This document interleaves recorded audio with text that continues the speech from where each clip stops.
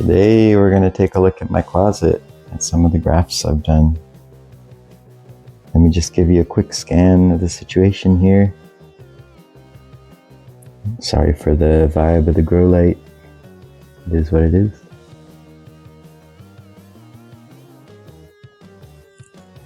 So I wanted to start off with the reasons that you would want to graft. First reason is that they grow very fast compared to just on their own roots. Let me show you this Astrophytum Myriostigma Kikko. Down there is an offset from it that I grafted as well. That offset is almost as big as the seedlings next to where I took the scion from. Now, another reason I like to grow is just for fun, because, cactus seeds take forever to grow, and it's just nice to be able to see progress sometimes. Like this guy here, there's Oibo, right? And you can kind of tell that it is now. But if you look at its siblings, they look very normal still. So it gives kind of motivation in the meantime. Also, if you're into breeding, you can cycle through generations a lot faster this way. Another thing you can do is rescue cacti. Well, this one's not quite exactly a rescue, but it's the bottom portion of a Myriostigma koyo that I grafted.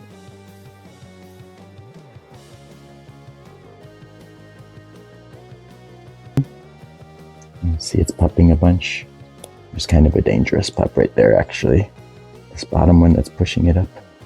Whatever. Yeah, sometimes you can use it to rescue cacti. An animal comes and messes with it, or it starts to rot and you still have a good chunk of it. Sometimes you can save that cactus.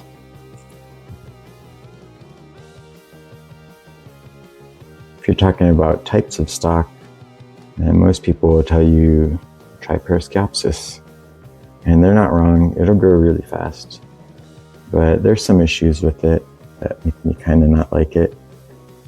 First off, everybody hates the glaucids.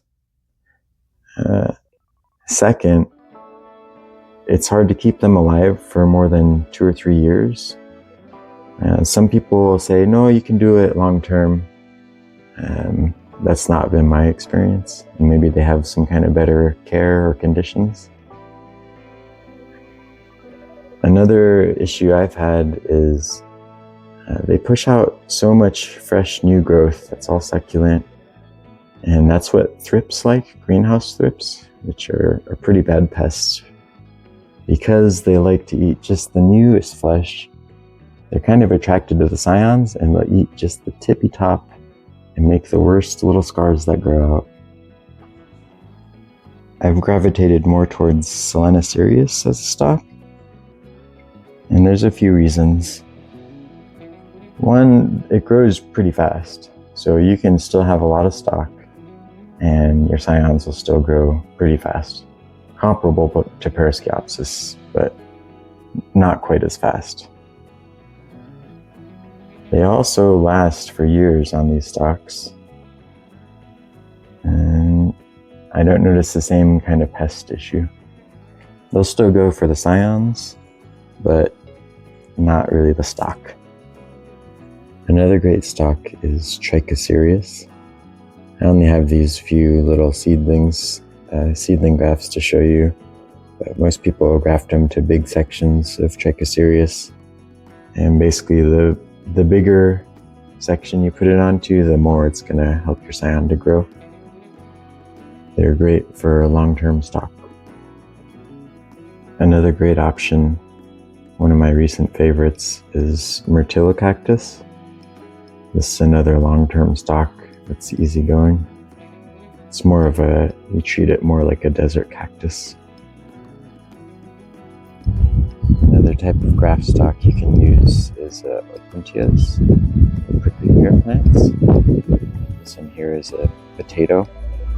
So they don't have too many spines, but you see they do have a little bit of glaucids. but they're overall pretty easy to handle, these ones, compared to some other spiny ones. And I've been experimenting with them for their cold hardiness, because I grow some borderline cold hardy plants here. Here's a Echinocereus Trichocereus inermis, and it's grafted on a prickly pear, one of those potatoes. There's Echinomastus Dasiocanthus on a prickly pear. Pediocactus dyspanii.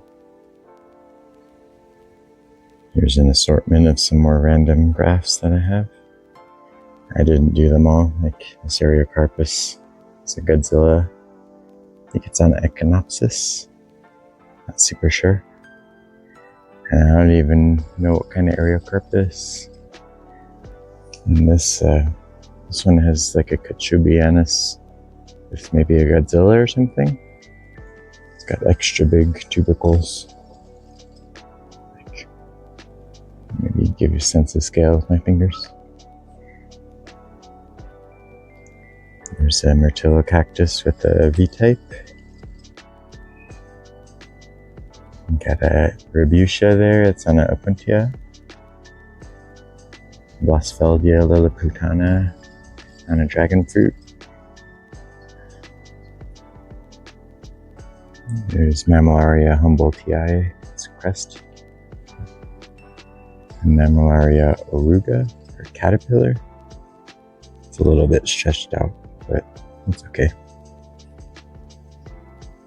Astrophytum caput medusa, I think on a Ferocactus.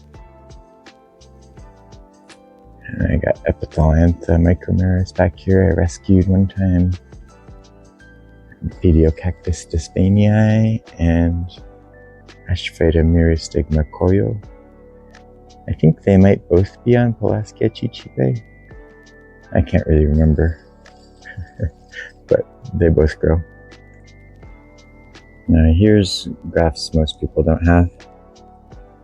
In the front yard I have these giant choyas, and they make seeds and grow seedlings, so I dug up the seedling and grafted Pediocactus dyspanii.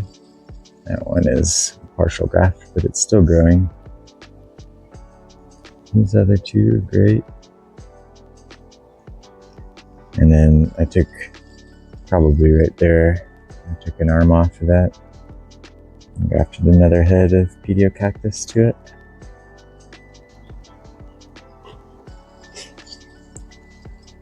And you see all these spines here? When I grafted this, I set fire to it and burned all the spines off. And so it's kind of regrowing a little bit. It's ferocious, so. But everything is cold hardy, so I'm hoping it'll make it all through winter. And then I can maybe start an army of cold hardy grafts. Now I wanted to show you some specific grafts. So here I have some seedlings of Ariocarpus lodii. And here's a grafted one. And it's dark color, but that's just kind of how Ariocarpus are. They're sensitive, especially when they're young. But it's growing. Here's a pot with some Astrophytum Asterius. We got some purple skins here. We got, this one was supposed to be a 5-rib V-type, but it's still pupping. And these two are supposed to be Akabana, with the red flowers. And there's a stunted little one. Got a couple more Astrophytums. This one is like, it partially took, see, but I just let it grow.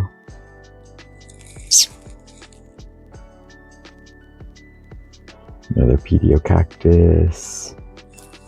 Here's a Echinocereus inermis that I cut and now it's pupping. Here's a bunch of Echinocereus.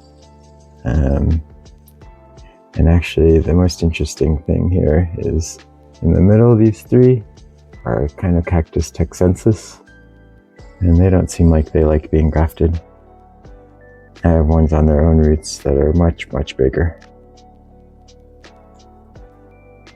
Here's the little trough I got. I really like these Ariocarpus in there.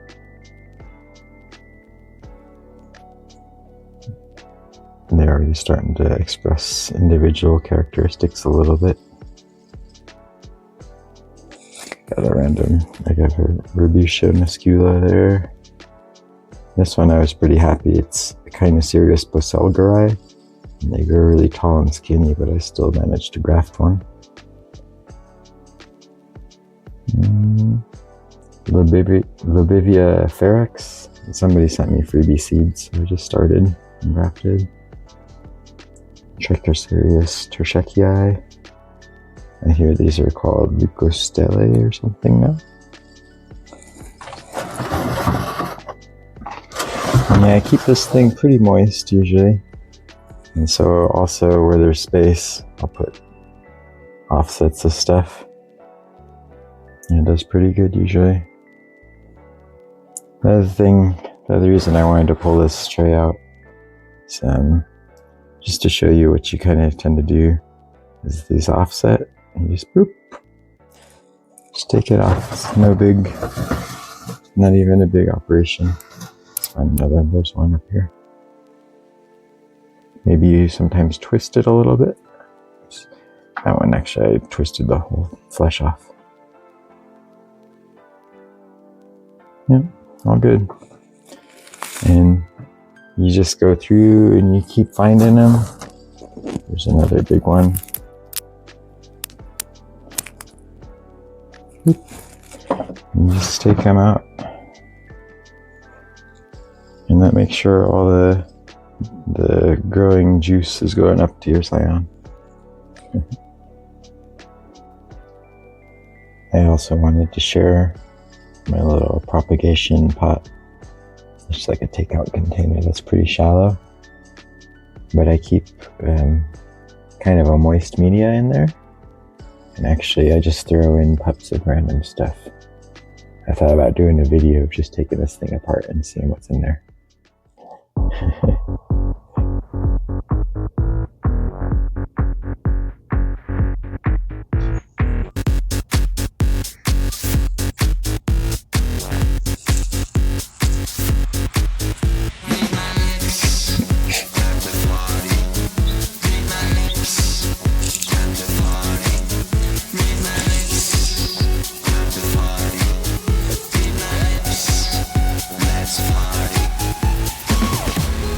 You good time? Oh. All right. See ya.